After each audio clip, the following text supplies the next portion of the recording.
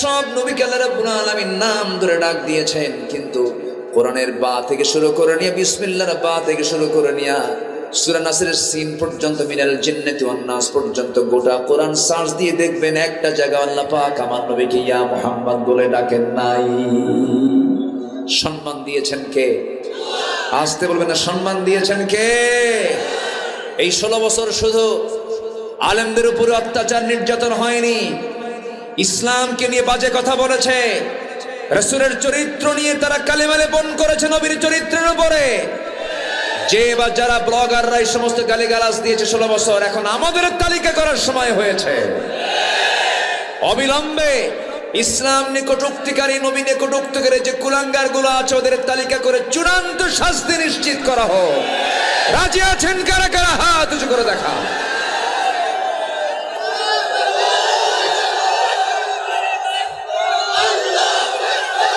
সব নবীকে আল্লাহ পাক নাম ধরে ডাক দিয়েছেন, কিন্তু আমার নবীকে আল্লাহ পাক একটাবার নাম ধরে ডাকলেন না, তাকে নাম দিয়েছেন যে লকবগুলো, সেই লকবগুলো ব্যবহার করে ডাক দিয়েছেন। ডাক দিচ্ছেন কি? ইয়া আইয়ুহাল মুযাম্মিলু কুমিল লাইলা ইল্লা কালিলা। জোরে বলি আল্লাহু আকবার। আমার নবীর নাম মুযাম্মিল। কি নাম? আমার বাম পাশে বসে আছেন, ওনার নাম কি? ইয়া আইয়ুহান নাবিয়্যু ইয়া আইয়ুহাল মুযাম্মিল কুমিল লাইলা ইল্লা কালিলা। হে বস্ত্র আচ্ছাদনকারী ব্যক্তি। এরপর আরেক জায়গায় বলছেন ইয়া আইয়ুহাল মুদ্দাসসির কুম ফানযির রাব্বাকা ফাকাব্বির। আরেক জায়গায় ডাক দিচ্ছেন ইয়া আইয়ুহার রাসূল বাল্লিগ মা উনজিলা ইলাইক। আরেক জায়গায় সুন্দর করে তার নাম নিচ্ছেন, কিন্তু সিফাত বাদ যাচ্ছে না। মুহাম্মাদুর রাসূলুল্লাহ ওয়াল্লাযীনা মাআহু আশিদ্দাউ আলাল কুফফারি রুহামাউ বাইনাহুম। জোরে বলুন আল্লাহু আকবার।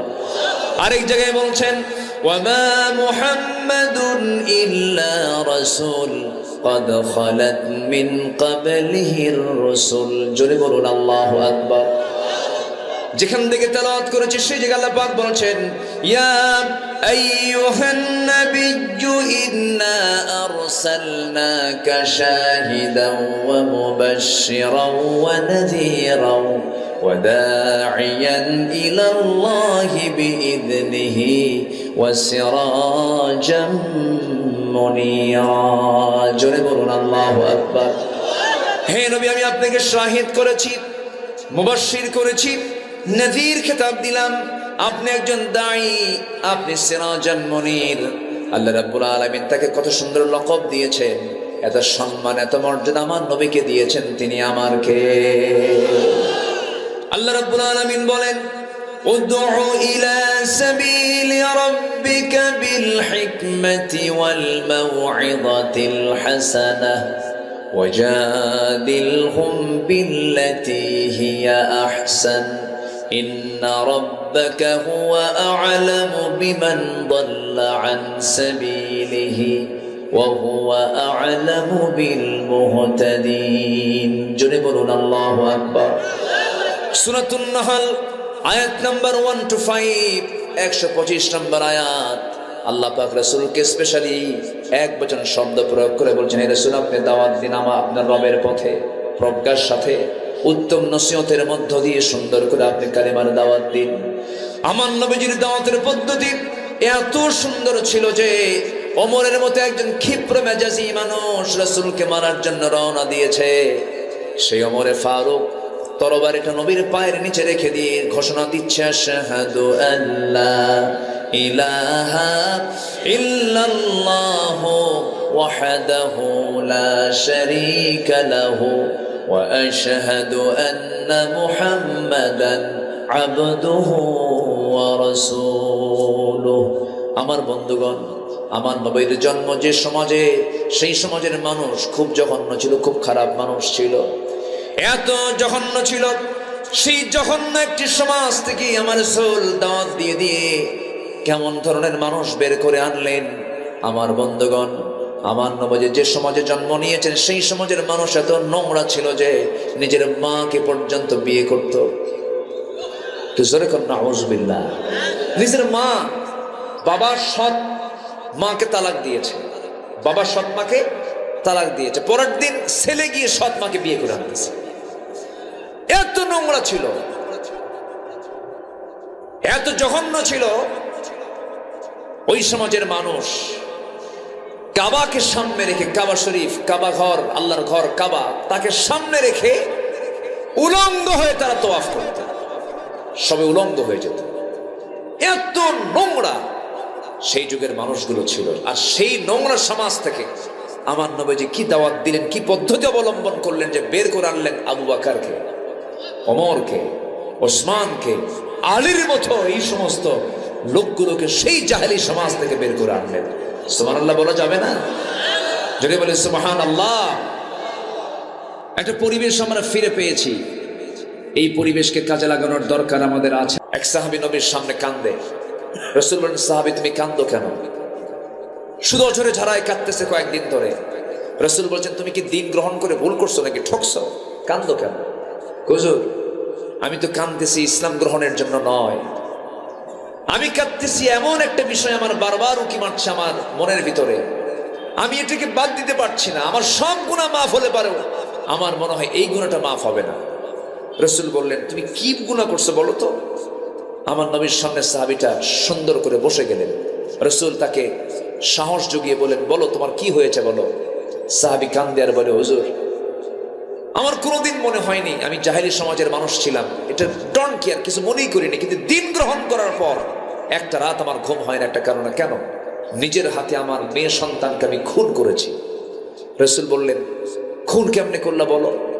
হুজুর সন্তান আমার স্ত্রী গর্ভে। বললাম যাও মার বাড়িতে যাও, সন্তান যদি ছেলে হয় নিয়ে আসবা, মেয়ে হলে পরে জীবন্ত পুঁতে হত্যা করে আমার কাছে চলে আসবা, মেয়ে সন্তানের চেয়ার আমি দেখতে চাই না। পাঠায়া দিলাম। বউ আমার সঙ্গে মিথ্যা কথা বলে সন্তানটা হয়েছে মেয়ে, কিন্তু মৃতর তথ্য দিয়ে সন্তানকে অন্য বাড়িতে রেখে ধীরে ধীরে বড় করেছে। 6 বছর বয়স, কোনোদিন আমার চোখের সামনে ধরা পড়েনি, একদিন আমার চোখের সামনে ধরা পড়ে গেছে। আমার মতোই চোখ, আমার মতোই কপাল, আমার মতোই হাত পা। ইয়া রাসূলুল্লাহ, সঙ্গে সঙ্গে সন্তানটার হাত চেপে ধরলাম, হাত চেপে ধরে টেনে স্ত্রীর সামনে হাজির করে বললাম, স্ত্রী সত্যি করে বলো সন্তানটা কার?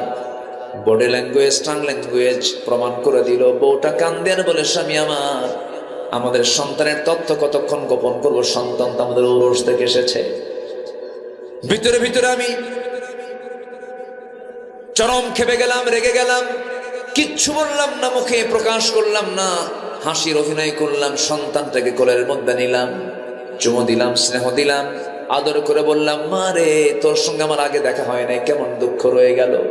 মেয়েটা আমার বুকের মধ্যে ধরে আমার দাড়িটা টান মারে, আমার কপালে চুমো খায়, আমাকে আদর করে। আমি আমার মেয়েকে একদম মনের মধ্যে তুলে নিলাম, কিন্তু আমার মনটা এত বড় পাষাণ, মেয়েটা বোঝে নাই। অভিনয় করে কাছে টেনে নিয়ে এবার মেয়েকে বলছি, মা কালকে সকালবেলা আমি তোমাকে কিন্তু তোমার নানির বাড়িতে একসঙ্গে নিয়ে যাব, যাবে নাকি? মেয়েটা হুজুর এত সুন্দর মুস্কাশি দিয়ে আমাকে জড়িয়ে ধরে বলছে, বাবা তুমি আগে আমাকে পরিচয় দাও নাই কেন? তুমি এমন করেছিলে কেন? মেয়েটাকে সম্পূর্ণ বিশ্বাসের জায়গায় পৌঁছে নিয়ে গেলাম। পরের দিন বউটাকে বললাম, বউ সাজিয়ে দাও, গুছিয়ে দাও, ওকে নানির বাড়ি নিয়ে যাব। রওনা করলাম।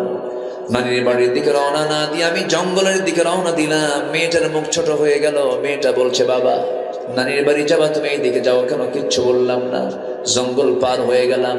জঙ্গল পার হওয়ার পর আমি যখন সামনের দিকে ফাঁকা জায়গায় যখন কোদালটা হাতের মধ্যে নিলাম, মেয়েটার মুখ ছোট হয়ে গেল।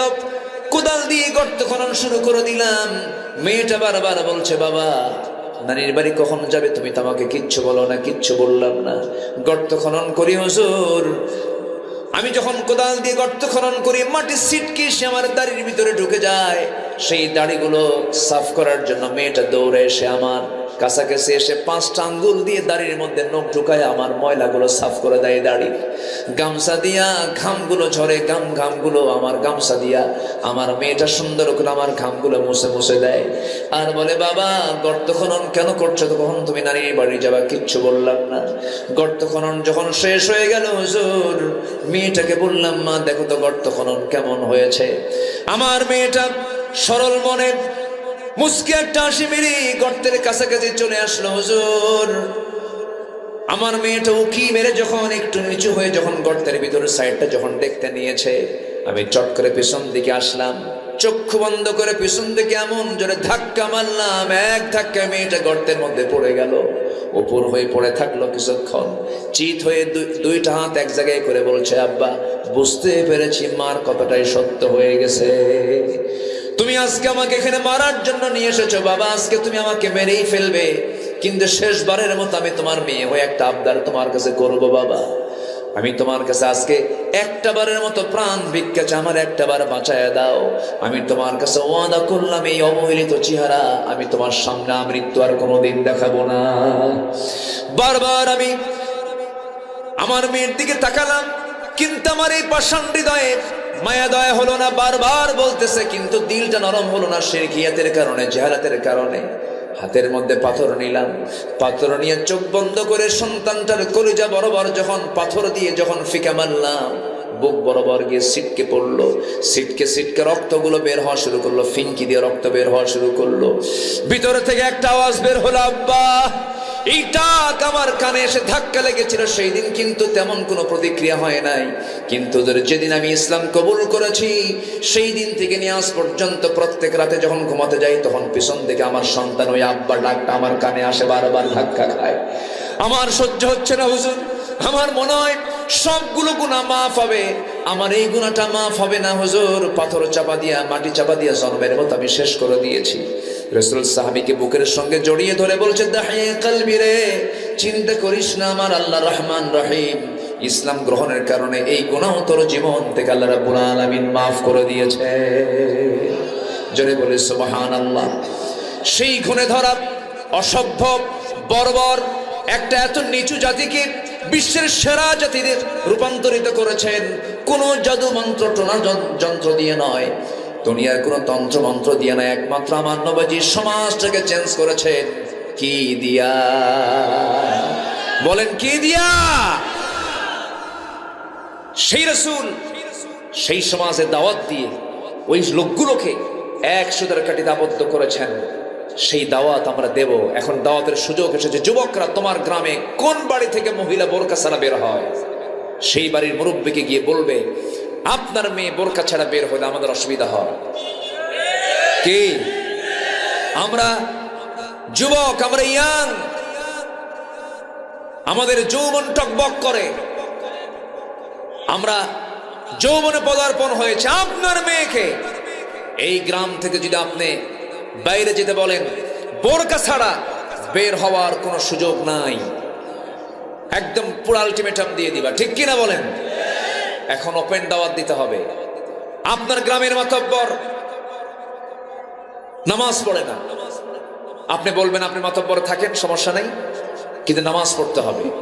নামাজ যদি না পড়ে, সোজা বলে ফেলতে হবে, যুবক, নামাজ আপনার ভিতরে নাই, আপনার মাতব্বরই আমরা মানি না। কি কথা ক্লিয়ার? কথা ক্লিয়ার? এরকম করে তা'মুরুনা বিল মা'রুফ ওয়া তানহাউনা আনিল মুনকার, সৎ কাজের আদেশ এবং অসৎ কাজের বাধা আমাদের দেওয়ার দরকার আছে না নাই? আসতে বলবেন না, আছে না নাই? আমি কি আলোচনা শেষ করে দেব? আলোচনা চালাবো? দুই একজন করে ওঠার চান্স নিচ্ছেন, কিন্তু শেষ করে দেব নাকি? বসুন, কেউ তো যায় নাই আলহামদুলিল্লাহ। মাঝখানে কি যেন হলো, খুব ওয়াজ হলো, আমার সাথে আরো কিছু লোক ওয়াজ করছে, হ্যাঁ খুব কিছু কি যেন হলো। যাই হোক, আল্লাহ তুমি তাদেরকে বোঝার তৌফিক দিয়ে দাও। আমিন। জোরে বলে আমিন। যদি কেউ পরিকল্পিতভাবে কোনো ষড়যন্ত্র করেই থাকে, না বুঝে করে থাকে, আল্লাহ তুমি তাকে মাফ করে দাও। আমিন। আর যদি মুনাফিকি চালনে যদি কিছু করে থাকে, কোরআনের গজব ওর উপরে নাযিল হবে। ঠিক কিনা? কোরআনের সঙ্গে যারা বেয়াদবি করে, ওর চেয়ে বড় বেদব আছে? আমার দিকে তাকান। নাম্বার 1 বলেছি, দাওয়াত দেব আমরা নবীর মতো। জোরে বলি ইনশাআল্লাহ। জোরে বলি ইনশাআল্লাহ। দাওয়াত দিতে গেলে রাগ দরকার না ধৈর্য দরকার? ধৈর্য। বলেন কি দরকার? ধৈর্য দরকার। রাসূল মার খান নাই? কেমন মার খেয়েছেন? আরে কত মার খেয়েছেন কে না জানেন, প্রচুর মার খেয়েছেন, কিন্তু নবীজির ধৈর্য ছিল কম না বেশি? রাসূল হাসি মুখে বরণ করে নিয়ে বলেছেন, ওরা বোঝে নাই, আমি ওদেরকে মাফ করে দিলাম। জোরে বলে সুবহানাল্লাহ। সম্মানিত ভাইয়েরা, নবীর জীবন থেকে মুমিনের জন্য অনুকরণীয় 15টা আদর্শে 1 নম্বর বললাম দাওয়াত, নাম্বার 2 হচ্ছে দাওয়াত দিতে গেলে আমার নবীর কিছু গুণ ছিল। 2 নম্বর হলো সাহসিকতা। সাহসিকতার প্রয়োজন আছে না নাই বলেন তো? ইমানদার ভীরু হয় না সাহসী হয়? ভীরু হয় না সাহসী হয়? সাহসী। ফাসদা বিমা তুমার ওয়া আরিদ আনিল মুশরিকিন। হে রাসূল, আপনি প্রকাশ্যে শোনায় দেন, কাউকে পরোয়া করার দরকার নাই। আল্লাহু আকবার বলেন, আল্লাহু আকবার। আমার নবী যে চুল পরিমাণ কখনো ভয় পান নাই, কোনোদিন না, একটা বারের জন্য ঘাবড়ে যান নাই তিনি। যত বড় মুসিবত এসেছে, ধৈর্যের পিরামিড, সাহসের পিরামিড হয়ে সামনে দাঁড়ায় গেছে। বিজয় দিয়েছেন কে? বিজয় দিয়েছেন কে? এখনই যদি মৃত্যু হয়ে যায়, কে বলেছে বাবা আপন, কে বলেছে মা আপন, কে বলেছে ভাই আপন, কে বলেছে স্ত্রী আপন, কে বলেছে সন্তান আপন? এক্ষুনি মরে যাব, সব আমার পর হয়ে যাবে। টান মেরে সব একসঙ্গে আমাকে ধরে নিয়ে 24 ঘন্টা বাজাবে না, তার আগে আমাকে কবরের দিকে নিয়ে চলে যাবে। কবরের সহায় দিবি, বাঁশ চাপা দিবি, মাটি চাপা দেবে। ওই যে বিদায় নিয়ে আসবে, ওই জামার কাছ থেকে সবার দুনিয়ার সম্পর্ক মাইনাস হয়ে গেল। পৃথিবীর কোনো মানুষের সঙ্গে কোনো কানেকশন থাকবে না। দিন শেষে দেখা যায় আমার একমাত্র কেবলমাত্র বন্ধু একজন, তিনি আমার কে? আসতে বলবেন না, তিনি আমার কে? আল্লাহর কাছে গিয়ে যদি সম্মান পেতে চাই, আমাকে আপনাকে ডান দিকের কাজগুলো করতে হবে, ডান পন্থের অন্তর্ভুক্ত হতে হবে। আমাকে আমলনামাগুলো মজবুত করে নিয়ে যেতে হবে। আল্লাহ রাব্বুল আলামিন সেই আমলগুলোকে সুন্দর করার জন্য, ঈমানকে মজবুত করার জন্য একটা গ্রন্থ দিয়েছেন। আর এই গ্রন্থের একটা প্র্যাকটিক্যাল বাস্তব রূপ যাকে দিয়েছেন, মডেল বানিয়েছেন, তিনি হচ্ছেন মুহাম্মদ সাল্লাল্লাহু আলাইহি ওয়াসাল্লাম। তাকে দিয়েছেন এবং বলছেন আল্লাহ রাব্বুল আলামিন সেই নবীর শানে বলছেন, লাকাদ কানা লাকুম ফি রাসূলিল্লাহি উসওয়াতুন হাসানাহ লিমান কানা ইয়ারজুল্লাহা ওয়াল ইয়াওমাল আখির ওয়া যাকারাল্লাহা কাসীরা। জোরে বলুন আল্লাহু আকবার। তোমাদের জন্য উত্তম আদর্শের বাস্তব নমুনা কেউ নন, একজন ব্যক্তি, তিনি হচ্ছেন মুহাম্মদ সাল্লাল্লাহু। সেই নবীর শান আল্লাহ রাব্বুল আলামিন কিছু কথা বলেছেন, সেই রাসূলকে লক্ষ্য করে বলেছেন, সেখান থেকে আমি তেলাওয়াত করেছি। আল্লাহ রাব্বুল আলামিন আমার আপনার জীবনটাকে সাজানোর জন্য, আমার আপনার জীবনটাকে সুন্দর করে সুশৃঙ্খল জীবন যাপন গ্রহণ করার জন্য একজন নবীকে মডেল বানায় দিয়েছেন। সেই নবীটা কেমন, সেই নবীর গুণ কেমন, তার গুণাবলী কেমন, তার চরিত্র কেমন, তার সম্মান কেমন, সেই দিকে লক্ষ্য করে আল্লাহ রাব্বুল আলামিন তার রাসূলকে ডাক দিচ্ছেন, ইয়া আইয়ুহান নাবিয়্যু ইন্না আরসালনাকা শাহিদান ওয়া মুবাশশিরান ওয়া নাযীরান ওয়া দা'iয়ান ইলা আল্লাহি বিইذনিহি وسراجا منيرا। জোরে বলুন আল্লাহু আকবার। আমার আল্লাহ তাআলা সব নবীকে নাম ধরে ডাক দিয়েছেন, সব পয়গম্বরকে হরফে নিদা প্রয়োগ করে ডাক দিয়েছেন। বলেছেন, ইয়া আদম উসকুন আনতা ওয়া যাওজুকাল জান্নাহ ওয়া মা তিলকা বিয়ামিনিকা ইয়া মূসা ইয়া ইয়াহইয়া খুযিল কিতাবা বিকুওয়াহ ইয়া ইব্রাহিম ইয়া ঈসা ইয়া যাকারিয়া। একটা পরিবেশ আমরা ফিরে পেয়েছি। এই পরিবেশকে কাজে লাগানোর দরকার আমাদের আছে না নাই? আসতে বলবেন না, আছে না নাই? আচ্ছা, কাজে লাগাতে হবে। আল্লাহ পাক বারবার সুযোগ দেন না। সুযোগ পেয়েছি, আমরা সুন্দর করে কাজে লাগাবো। আমরা সব কিছু চালাবো আমরা কোরআন দিয়ে। জোরে বলি ইনশাআল্লাহ। আমাদের সবচেয়ে বড় আল্লাহর পক্ষ থেকে পাওয়া নিয়ামত হচ্ছে কোরআন। কোরআন আছে বলেই তো আমরা আল্লাহকে চিনতে পেরেছি, রসুলকে চিনতে পেরেছি, সিরাতুল মুস্তাকিম খুঁজে পেয়েছি, জান্নাতের দরজা কোনটা আমরা বুঝতে পেরেছি। কোরআন যদি না আসতো আমরা কিছুই খুঁজে পেতাম না, চিনতাম না, আমার রবকে বুঝতাম না। বলি আলহামদুলিল্লাহ। এই কালাম কে নাজিল করেছেন? বলেন কে? এর কোনো ব্যর্থতা আছে? এর কোনো অসম্পূর্ণতা আছে? এর কোনো অপ্রাসঙ্গিকতা আছে? এর কোনো অতিরিক্ততা আছে না। এটা এমন কিতাব, বান্দার জন্য যা দরকার তাই দিয়েছেন। জোরে বলে সুবহানাল্লাহ। শুধু নামাজের জন্য এত বড় কিতাব আল্লাহ পাক নাজিল করেননি, সব সমাধানের জন্য কোরআন নাজিল করেছেন। সব চলবে এটা দিয়ে। কয়েকদিন আগে আমি একটা আয়াত পড়তেছিলাম, তেলাওয়াত করতেছি, তেলাওয়াত করতে করতে একটা আয়াত আমার চোখে ধরা পড়ে গেল, মানে আমার চোখে ডিপলি আমি দেখে ফেললাম। এর আগেও পড়েছি কিন্তু ওইভাবে মাথায় নিতে পারিনি। তো দেখে ফেলি, ভাবলাম যে এই আয়াতটা আল্লাহ তাআলা এত আগে দিলেন, কত আগে দিয়েছেন। দেখেন, আমরা আকাশে মেঘ দেখেছি, আজকেও তো মেঘ ছিল না, সূর্য উঠছে এইদিকে, সূর্য ওঠে নাই, তো আকাশে মেঘ। এই মেঘটা কে তোলেন? আকাশে মেঘ, বৃষ্টি আসে। শতাব্দীর পর শতাব্দী মানুষ চেষ্টা করেছে কেমনে এই বৃষ্টিটা আসে, গবেষণা করে বের করতে পারে না। 19-20 শতকের শেষ দিকে এসে মানুষ এর রহস্যগুলো উন্মোচন করেছে। আজকে আবহাওয়া বিজ্ঞান বলতেছে বৃষ্টির জন্য প্রথমে বায়ুর প্রবাহ। কিসের প্রবাহ বলেন তো? বায়ুর প্রবাহ। এরপর বায়ুর প্রবাহের পরে মেঘের স্তূপীকরণ, এরপর সেই ঘনীভবন থেকেই বৃষ্টির মূল রহস্য উন্মোচিত হয়। এটা বিজ্ঞান আজকে এটা তারা প্রমাণ করেছে। আগে প্রথমে হয় হচ্ছে বায়ুর প্রবাহ।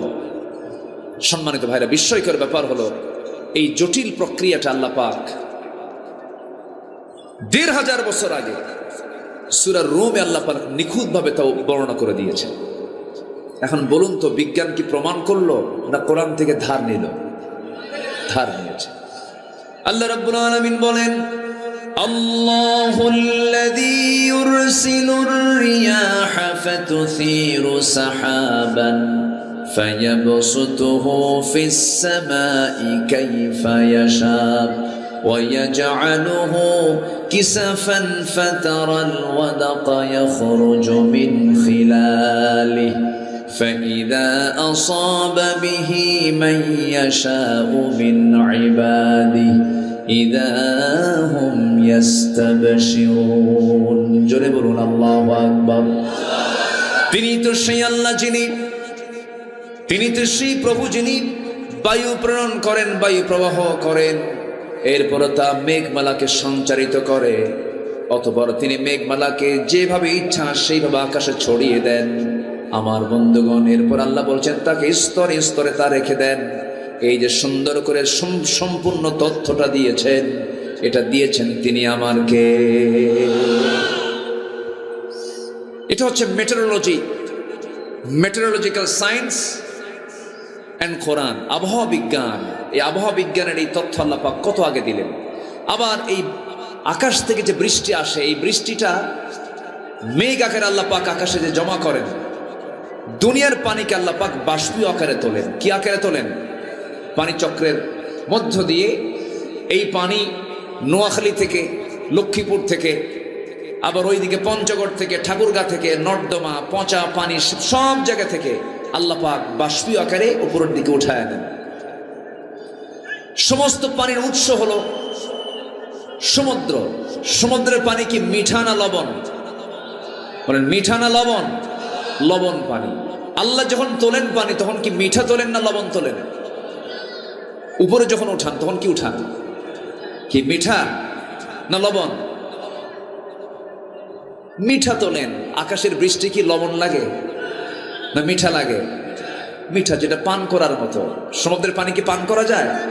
কিন্তু সমুদ্রের পানি আল্লাহ পাক লবণ কেন করলেন? লবণ করার কারণ হলো গোটা পৃথিবীর সমস্ত জীবাণুগুলো নদী নালা খাল বিল দিয়ে সব পচা আবর্জনাগুলো সব চলে যায় সমুদ্রে। সমুদ্রের পানি যদি লবণ না হয়, তাহলে এই আবহাওয়ার সাথে ওই পচা দুর্গন্ধ মিলে পৃথিবীর এই অক্সিজেন, পৃথিবীর যে বাতাস, এটা দূষিত হয়ে যেত, মানুষ বাঁচা কঠিন হয়ে যেত। আল্লাহ পাক এটাকে হজম করার জন্য ওখানে লবণ সেট করেছেন। জোরে বলে সুবহানাল্লাহ। কিন্তু আল্লাহ যখন পানি তোলেন, তখন ফিল্টারিং করে মিঠা পানি আকাশে তোলেন, বাষ্পীয় আকারে বৃষ্টি দেওয়ার জন্য, আকাশ থেকে পানি বর্ষণ করার জন্য। এবং সেই পানিটা আল্লাহ পাক নাজিল করেন পরিমাণ ছাড়া নয়, বেশিও নয় কমও নয়, একদম লিমিট করে আল্লাহ পাক সেই পানি নাজিল করেন। আল্লাহ রাব্বুল আলামিন বলেন, ওয়াল্লাযী নাযালা মিনাস সামাই মাআন বিকদরিন ফাআনশারনা বিহি বালদাতাম মাইতান কাযালিকা তুখরাজুন। জোরে বলুন আল্লাহু আকবার। আল্লাহ রাব্বুল আলামিন বলেন, তিনি আকাশ থেকে যখন পানি নাজিল করেন, সেই পানিটা অপরিমিত নয়, সুপরিমিত করে নাজিল করেন। যে পরিমাণ পানি নিচ থেকে বাষ্পীয় আকারে তোলা হয়, ওই পরিমাণ পানি আল্লাহ পাক আকাশ থেকে নাজিল করেন। জোরে বলি সুবহানাল্লাহ। বিকদারিন, পরিমাণ মতো করে পাঠান। যদি অপরিমাণ মতো করে যদি নাজিল করতেন, দুনিয়া সব ডুবে শেষ হয়ে যেত। আল্লাহ পাক তোলেনও পরিমাণ মতো, নাজিল করেনও পরিমাণ মতো। এই যে সুন্দর করে তিনি যে নাজিল করছেন, এই পদ্ধতি, এই পানি চক্রের এই পদ্ধতি, দুনিয়ার সমস্ত টেকনোলজিকে, প্রযুক্তিকে ব্যবহার করেও যদি পানির এই চক্রটি যদি কৃত্রিমভাবে পুনরুৎপাদন করতে চেষ্টা করত, কিয়ামত পর্যন্ত দুনিয়ার কোন টেকনোলজি কি এই পানির যে চক্র, এই চক্রকে আবিষ্কার করতে পারবে? পারবে না। সম্মানিত ভাইয়েরা, মহান রব্বুল আলামিন যে পরিমাণ পানি আকাশ থেকে নাজিল করেন, বিজ্ঞান গবেষণা করে দেখেছে, আধুনিক বিজ্ঞান, যে ভূপৃষ্ঠ থেকে প্রায় প্রতি সেকেন্ডে 16 মিলিয়ন টন পানি বাষ্প হয়ে আল্লাহ পাক উপরে উঠান। প্রতি সেকেন্ডে 16 মিলিয়ন টন পানি, যা বছরে এর পরিমাণ দাঁড়ায় হলো 513 ট্রিলিয়ন টন। 513 trillion ton. এই যে পানির এই সিস্টেম পদ্ধতি, সব আল্লাহ পাক সৃষ্টি করেছেন, এই প্ল্যান তৈরি করেছেন সব বান্দার জন্য। জোরে কোন সুবহানাল্লাহ। আর জোরে বলে সুবহানাল্লাহ। যদি এই পানির পরিমাণ যদি সুপরিমিত না হতো, সঠিকভাবে যদি এটাকে যদি নাজিল না করা হতো, গ্রাউন্ড ওয়াটার লেভেল ক্রমশ নিচে নেমে যেত, সাস্টেইনেবল ওয়াটার ম্যানেজমেন্ট চ্যালেঞ্জের মুখে পড়ে যেত, এবং ভূগর্ভস্থ পানির স্তর কমে এগ্রিকালচারাল প্রোডাক্টিভিটি এবং আরবান ওয়াটার সাপ্লাই ব্যাপক সংকটে পড়ে যেত। একসময় গ্রাউন্ড ওয়াটার রিজার্ভস কমে যেত, ফলে পুরো বিশ্ব ইকোলজিক্যাল যে সিস্টেমের ভারসাম্য নষ্ট হয়ে প্রাণের অস্তিত্বের ধ্বংস হয়ে যেত। পৃথিবীর কোনো মানুষ টিকতে পারতো না, কোনো মানুষ, কোনো প্রাণী টিকতে পারতো না। সব ম্যানেজমেন্ট করেছেন তিনি কে? আসতে বলবেন না, তিনি কে? আল্লাহ। আল্লাহ তাআলা এই তথ্য কত আগে কোরআনে দিয়েছেন। সম্মানিত ভাইয়েরা, সেই কোরআন যদি আজকে আমাদের সামনে না থাকতো, আমরা কিছুই জানতে পারতাম না। কোরআন আছে বলি সবচেয়ে আমার প্রিয়জন চিনতে পেরেছি আমরা কাকে। আসতে বলবেন না, কাকে? আল্লাহকে। সে আল্লাহ তাআলা আমাকে আপনাকে একটা লক্ষ্যে বানিয়ে পৃথিবীতে পাঠিয়েছেন। সে লক্ষ্য হলো, কারো গোলামি করা যাবে না, গোলামি করতে হবে একজন প্রভুর। তিনি আমার কে? আসতে বলবেন না, তিনি আমার কে? তিনি কি ক্ষণস্থায়ী না চিরস্থায়ী? ক্ষণস্থায়ী না চিরস্থায়ী? তিনি কি কখনো মারা যাবেন? তিনি কখনো মৃত্যুবরণ করবেন? তিনি কে? আল্লাহ। আল্লাহ রাব্বুল আলামিন তার পরিচয়টা একটা আয়াতের ভিতরে 9টা বাক্যের মধ্য দিয়ে তার পরিচয় দিয়েছেন। যারা পারেন ঠোঁট মিলিয়ে বলুন, আল্লাহু লা ইলাহা ইল্লাহু আল হাইয়ুল কাইয়্যুম লা তা'খুযুহু সিনাতুন ওয়ালা নাওম লাহু মা ফিস সামাওয়াতি ওয়া মা ফিল আরদি মান যাল্লাযী ইয়াশফা'ু 'ইনদাহু ইল্লা বিইذনিহি ইয়া'লামু মা বাইনা আইদিহিম ওয়া মা খালফাহুম ولا يحيطون بشيء من علمه إلا بما شاء وسع كرسيه السماوات والأرض ولا يؤوده حفظهما وهو العلي العظيم جنبنا الله أكبر তিনি তো সেই আল্লাহ যে আল্লাহ কাউকে জন্ম দেন নাই, তিনিও কারো থেকে জন্ম হয়ে আসেন নাই, তার পরিচয়টা আরো ছোট্ট সূরার মধ্যে আল্লাহ পাক আর সুন্দর করে দিয়েছেন। যারা পারেন ঠোঁট মিলিয়ে বলুন, কুল হুয়াল্লাহু আহাদ আল্লাহুস সামাদ লাম ইয়ালিদ ওয়া লাম ইউলাদ ওয়া লাম ইয়াকুল লাহু কুফুয়ান আহাদ। আল্লাহ এক, আল্লাহ স্বনির্ভর, তার সমকক্ষ পৃথিবীতে আর কেউ নাই। সেই মহান রব্বুল আলামিন আমাকে আপনাকে দুনিয়াতে পাঠিয়েছেন। আমরা আল্লাহর কাছে আগে ছিলাম, রূহের জগতে আগে ছিলাম। রূহের জগতে থেকে আল্লাহ পাক আমাকে মার পেটের জগতে পাঠায়া দিয়েছিলেন আলামে বুতুন। সেই মার পেটের ভিতরে নির্দিষ্ট সময় অতিক্রম করার পরে দুনিয়ার জিন্দেগিতে আলামে জাহানে পাঠিয়েছেন। 3 নম্বর জগতে আমরা আছি। দুনিয়ার যখন জীবন শেষ হয়ে যাবে রে, এরপরে আলামে বারজাখ চলে আসবে, সামনে কবরের জিন্দেগি চলে আসবে। আমি পৃথিবীতে এসেছিলাম, দুনিয়াতে থাকবো, যে কয়দিন হায়াত আছে এরপরে কবরবাসী হয়ে যাব। এখনই যদি মৃত্যু হয়ে যায়, কে বলেছে বাবা আপন, কে বলেছে মা আপন, কে বলেছে ভাই আপন, কে বলেছে স্ত্রী আপন, কে বলেছে সন্তান আপন? এক্ষুনি মরে যাব, সব আমার পর হয়ে যাবে। টান মেরে সব একসঙ্গে আমাকে ধরে নিয়ে 24 ঘন্টা বাজাবে না, তার আগে আমাকে কবরের দিকে নিয়ে চলে যাবে। কবরের সহায় দিবি, বাঁশ চাপা দিবি, মাটি চাপা দেবে। ওই যে বিদায় নিয়ে আসবে, ওই যে আমার কাছ থেকে সবার দুনিয়ার সম্পর্ক মাইনাস হয়ে গেল, পৃথিবীর কোনো মানুষের সঙ্গে কোনো কানেকশন থাকবে না। দিন শেষে দেখা যায় আমার একমাত্র কেবলমাত্র বন্ধু একজন, তিনি আমার কে? আসতে বলবেন না, তিনি আমার কে? আল্লাহ তাআলা। সে আল্লাহর কাছেই যেহেতু ফিরে যেতে হবে, আমাকে কিছু আমল নামা ডান হাতে নিয়ে আমাকে যেতে হবে। আমরা কি আল্লাহর সামনে গিয়ে লজ্জা পেতে চাই না সম্মান নিতে চাই?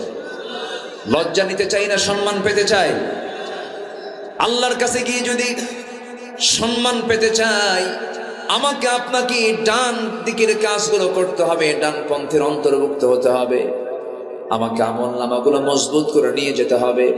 আল্লাহ রাব্বুল আলামিন সেই আমলগুলোকে সুন্দর করার জন্য, ইমানকে মজবুত করার জন্য একটা গ্রন্থ দিয়েছেন। আর এই গ্রন্থের একটা প্র্যাকটিক্যাল বাস্তব রূপ যাকে দিয়েছেন, মডেল বানিয়েছেন, তিনি হচ্ছেন মুহাম্মদ সাল্লাল্লাহু আলাইহি ওয়াসাল্লাম। তাকে দিয়েছেন এবং বলছেন আল্লাহ রাব্বুল আলামিন সেই নবীর শানে বলছেন, লাকাদ কানা লাকুম ফি রাসূলিল্লাহি উসওয়াতুন হাসানাহ লিমান কানা ইয়ারজুল্লাহা ওয়াল ইয়াওমাল আখির ওয়া যাকারাল্লাহা কাসীরা। জোরে বলুন আল্লাহু আকবার। তোমাদের জন্য উত্তম আদর্শের বাস্তব নমুনা কেউ নন, একজন ব্যক্তি, তিনি হচ্ছেন মুহাম্মদ সাল্লাল্লাহু। সেই নবীর শান আল্লাহ রাব্বুল আলামিন কিছু কথা বলেছেন, সেই রাসূলকে লক্ষ্য করে বলেছেন, সেখান থেকে আমি তেলাওয়াত করেছি। আল্লাহ রাব্বুল আলামিন আমার আপনার জীবনটাকে সাজানোর জন্য, আমার আপনার জীবনটাকে সুন্দর করে সুশৃঙ্খল জীবন যাপন গ্রহণ করার জন্য একজন নবীকে মডেল বানায় দিয়েছেন। সেই নবীটা কেমন, সেই নবীর গুণ কেমন, তার গুণাবলী কেমন, তার চরিত্র কেমন, তার সম্মান কেমন, সেই দিকে লক্ষ্য করে আল্লাহ রাব্বুল আলামিন তার রাসূলকে ডাক দিচ্ছেন, ইয়া আইয়ুহান নাবিয়্যু ইন্না আরসালনাকা শাহিদান ওয়া মুবাশশিরান ওয়া নাযীরান ওয়া দা'iয়ান ইলা আল্লাহি বিইذনিহি وسراجا منيرا।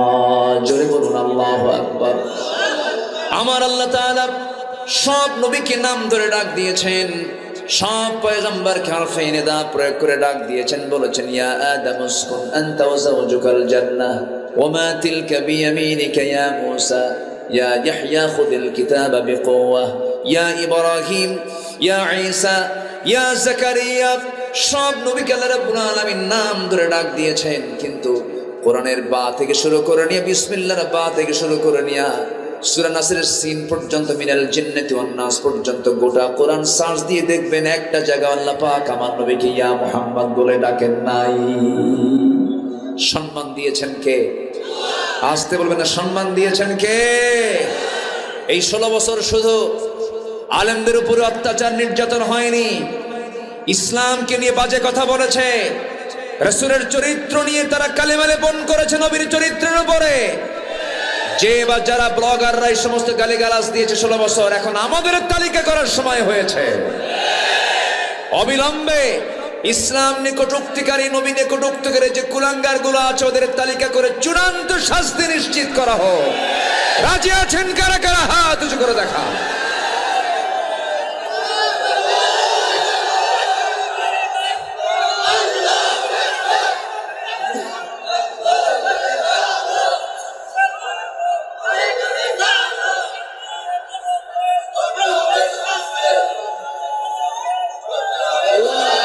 আল্লাহ কবুল করুন, জোরে বলি আমিন, আরো জোরে আমিন। নিঝুম মজুমদার নাম শুনছেন তো?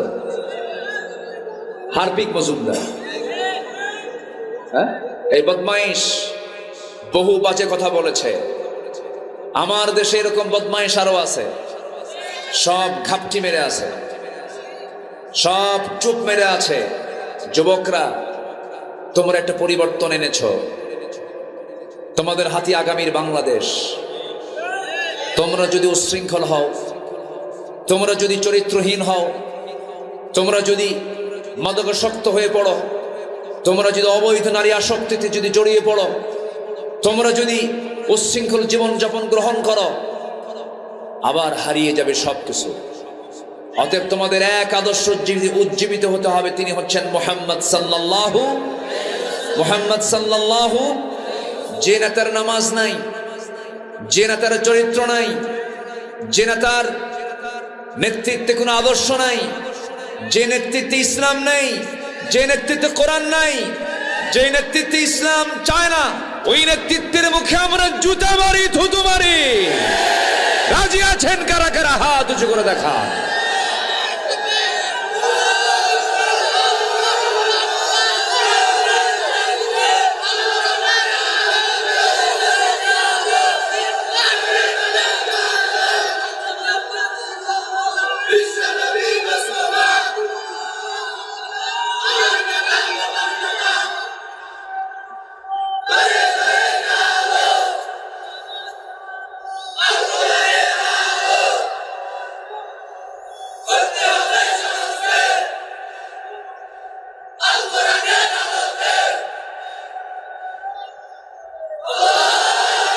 আল্লাহ কবুল করুন, জোরে বলি আমিন। সম্মানিত ভাইয়েরা, সম্মানিত বন্ধুগণ, রাসূলকে যদি আপনি শুধু নামাজে মানেন, রাসূলকে শুধু যদি আপনি রোজায় মানেন, নামাজে মানবো, রোজায় মানবো, মেসোয়াকে মানবো, মিষ্টি খাওয়াতে মানবো, ঘুমাতে মানবো, জুব্বায়ে মানবো, দাড়িতে মানবো, সুরমাতে মানবো, দাঁত ভাঙ্গা সুন্নত মানবো না, রাষ্ট্র গঠনের সুন্নত মানবো না, আপনি উম্মত নন, আপনি ভণ্ড, আপনি প্রতারক। সমাজে আছে না নাই? এরকম আছে না নাই? সব দেখলাম তো, সব দেখা শেষ। কেউ 25 বছর, কেউ 16 বছর, দেখলাম না, দেখেছি না, সব দেখা শেষ। আগামীর দেশ হচ্ছে কোরআনের দেশ ইনশাআল্লাহ। আল্লাহ কবুল করুন, আল্লাহ কবুল করুন। আমাদের নেতা আছে না নাই? মুহাম্মদ সাল্লাল্লাহু। আমাদের রব আছে না নাই? কে? আমাদের সংবিধান আছে না নাই? কি? আমাদের দল আছে না নাই? তার নাম ইসলাম। তার নাম কি? অতএব এই সমস্ত কথার ভিতরে এই মূল বিষয়ে ফাংশনে যদি কেউ নাক গলাতে চায়, একদম গলা চিপে ধরবো আমরা। এক্ষেত্রে কোনো আপোষ করা, ইমান কি? ইমানটাকে আমার ধরে রাখতে হবে। সম্মানিত ভাইয়েরা, রাসূল কেমন ছিলেন, তার আদর্শকে আমরা ফলো করব, জোরে বলি ইনশাআল্লাহ। যুবকরা, তোমাদের জন্য আমি ওয়াজ রেডি করেছি, তোমরা ভালো হও। গার্লস স্কুলের সামনে যেন সিট হয়ে পড়ে থেকো না। এগুলো আকাম কুকাম করা যাবে না, এগুলো লস প্রজেক্ট। কি প্রজেক্ট? চুরি, ফিতা, ফুসকা, যা খাওয়া বা যা কিনে দিবা সব লস। সব কি লস। ওইদিকে যাবাই না। সূরা ইউসুফ পড়বা। কি পড়বা? কি সূরা? ইউসুফ। আল্লাহু আকবার। সুন্দরী নারী তাকে ঘরের মধ্যে তুলে আটকা রেখেছে। সৌন্দর্যের পসরা তার সামনে ডিসপ্লে করছে, আর নিবেদিত গোলাম ইউসুফ আলাইহিস সালাম চোখের পানি ফেলে ফেলে কেঁদে কেঁদে আল্লাহর কাছে দোয়া করছেন, আল্লাহ এই বিপদ থেকে তুমি আল্লাহ আমাকে বাঁচাও। সুবহানাল্লাহ বলা যাবে না? জোরে বলি সুবহানাল্লাহ। কি আদর্শ আল্লাহ পাক রাসূলদেরকে দিয়েছেন, এক একটা নবীর এক একটা আদর্শ। জোরে বলি আল্লাহু আকবার। ইউসুফ আলাইহিস সালামের আদর্শ ছিল তিনি নারীর ফিতনায় নিজেকে জড়ান নাই, জেল খেটেছেন, জান নাই। আল্লাহু আকবার। আমার বন্ধুগণ, যুবকরা, নবীর জীবন থেকে আমরা আদর্শ লালন করব, আদর্শগুলোকে গ্রহণ করে নেব। মুমিনদের জন্য নবীর জীবন থেকে করণীয় 15টা আদর্শ আজকে আমরা শিখে যাব। কয়টা আদর্শ বলেন? একটাও কিন্তু বলুন, মোটামুটি 15টা আদর্শ আজকে একটা একটা করে শিখবো। জোরে বলি ইনশাআল্লাহ, আরো জোরে বলি ইনশাআল্লাহ। তাহলে এতক্ষণ ধরে আমরা শুনেছি সব নবীকে আল্লাহ পাক নাম ধরে ডাক দিয়েছেন, কিন্তু আমার নবীকে আল্লাহ পাক একটাবার নাম ধরে ডাকলেন না, তাকে নাম দিয়েছেন যে লকবগুলো, সেই লকবগুলো ব্যবহার করে ডাক দিয়েছেন। ডাক দিচ্ছেন কি? ইয়া আইয়ুহাল মুযাম্মিলু কুমিল লাইলা ইল্লা কালিলা। জোরে বলি আল্লাহু আকবার। আমার নবীর নাম মুযাম্মিল। কি নাম? আমার বাম পাশে বসে আছেন, ওনার নাম কি? ইয়া আইয়ুহান নাবিয়্যু ইয়া আইয়ুহাল মুযাম্মিল কুমিল লাইলা ইল্লা কালিলা। হে বস্ত্র আচ্ছাদনকারী ব্যক্তি। এরপর আরেক জায়গায় বলছেন ইয়া আইয়ুহাল মুদ্দাসসির কুম ফানযির রাব্বাকা ফাকাব্বির। আরেক জায়গায় ডাক দিচ্ছেন ইয়া আইয়ুহার রাসূল বাল্লিগ মা উনজিলা ইলাইক। আরেক জায়গায় সুন্দর করে তার নাম নিচ্ছেন, কিন্তু সিফাত বাদ যাচ্ছে না। মুহাম্মাদুর রাসূলুল্লাহ ওয়াল্লাযীনা মাআহু আশিদ্দাউ আলাল কুফফারি রুহামাউ বাইনাহুম। জোরে বলুন আল্লাহু আকবার। আরেক জায়গায় বলছেন ওয়া মা মুহাম্মাদুন ইল্লা রাসূল قد خلت من قبله الرسل। জোরে বলুন আল্লাহু আকবার। যেখান থেকে তেলাওয়াত করেছি সেই জায়গায় আল্লাহ পাক বলছেন ইয়া আইয়ুহান নাবিয়্যু ইন্না আরসালনাকা শাহিদান ওয়া মুবাশশিরান ওয়া নাযীরান ওয়া দা'iয়ান ইলা আল্লাহি বিইذনিহি ওয়া সিরাজাম মুনীরা। জোরে বলুন আল্লাহু আকবার। হে নবী, আমি আপনাকে শাহিদ করেছি, মুবাশশির করেছি, নযীর খেতাব দিলাম।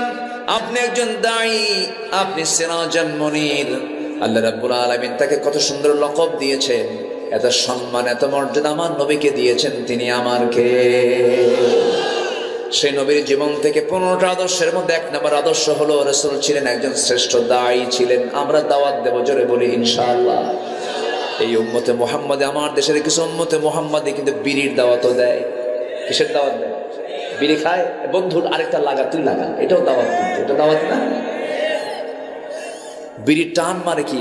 এই ঠান্ডার মধ্যে বিড়ি কমে না বাড়ে? কমে না বাড়ে? ঠান্ডা তো একটু গরম করে। কি করে? গরম করে। এত বিড়ি এই জাতি খায়, ওরে বাপরে বাপ, ইটের ভাটা ফেলে এত খাওয়া খায়। রাত 3টার দিকে ঘুম থেকে উঠো টান মারে। আছে না নাই? অর্থমন্ত্রী প্রত্যেক বছরের বাজেটে বিড়ির দাম বাড়ায়। যারা বিড়ি খায় তারা খায় তুই আরো বাড়া, প্রয়োজনে বাড়ি বিছা খাবো। আছে না নাই? এগুলো খাওয়া যাবে না। সব নেশা বাদ দিতে হবে। কারণ এই মুখে নেব কার নাম? কার নাম নেব? জিহ্বাকে কন্ট্রোল করতে হবে। এই জিহ্বায় সব কিছু নেওয়া যাবে না, সব কথা বলা যাবে না, সব খাবার খাওয়া যাবে না। ওয়াকুলু লিন-নাসি হুসনা কুলু মিন তাইয়্যিবাত মা রাযাকনাকুম। পবিত্র কিছু খাও আর সুন্দর কিছু কথা বলো। কার কথা? আল্লাহর কথা। এজন্য আমরা কোনো নেশার দিকে যাব না। আপনি বিড়ি খাবেন, এটা একটা পাপ। এই পাপের চিহ্ন আল্লাহ পাক আপনার চেহারায় তুলে দিবেন। যে বিড়ি খায় তার ঠোঁট কি হয়? বলেন কি হয়? কালো হয়। ও ঠোঁট বলে দেয় ওটা পাক্কা কি খোর।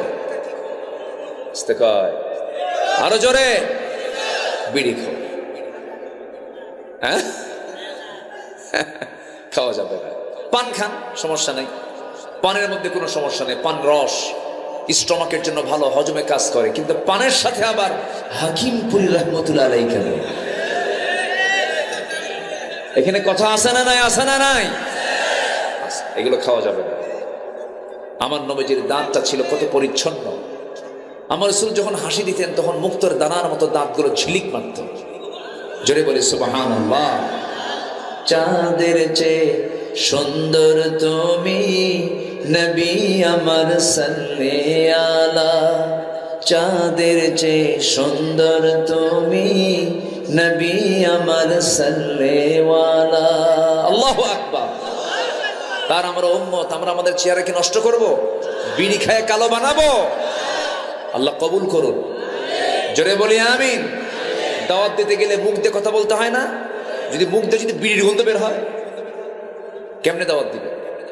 এই জন্য দায়ীর চেহারার মধ্যে সৌন্দর্যের দরকার আছে না নাই? আচ্ছা, দাওয়াত দেব আমরা। রাসূল দাওয়াত দিয়েছেন সুন্দর করে, কত সুন্দর করে তার দাওয়াত পদ্ধতি ছিল। আল্লাহ রাব্বুল আলামিন বলেন, উদউ ইলা সাবিলি রাব্বিকা বিল হিকমাতি ওয়াল মাউইযাতিল হাসানাহ ওয়াজাদিলহুম বিল্লাতী হিয়া আহসান ইন্না রাব্বাকা হুয়া আ'লামু বিমান দাল্লা আন সাবিলিহি ওয়া হুয়া আ'লামু বিল মুহতাদিন। জোরে বলুন আল্লাহু আকবার। সূরাতুন নাহল আয়াত নাম্বার 1 to 5, 125 নম্বর আয়াত। আল্লাহ পাক রাসূলকে স্পেশালি এক বচন শব্দ প্রয়োগ করে বলছেন, হে রাসূল আপনি দাওয়াত দিন আপনার রবের পথে, প্রজ্ঞার সাথে, উত্তম নসিহতের মধ্য দিয়ে সুন্দর করে আপনি কালিমার দাওয়াত দিন। আমার নবীজির দাওয়াতের পদ্ধতি এত সুন্দর ছিল যে ওমরের মতো একজন ক্ষিপ্র মেজাজি মানুষ রাসূলকে মারার জন্য রওনা দিয়েছে।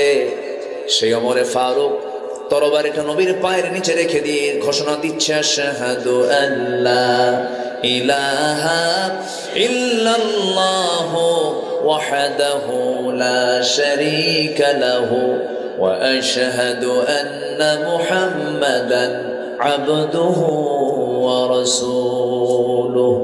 আমার বন্ধুগণ, আমার নবীর জন্ম যে সমাজে, সেই সমাজের মানুষ খুব জঘন্য ছিল, খুব খারাপ মানুষ ছিল।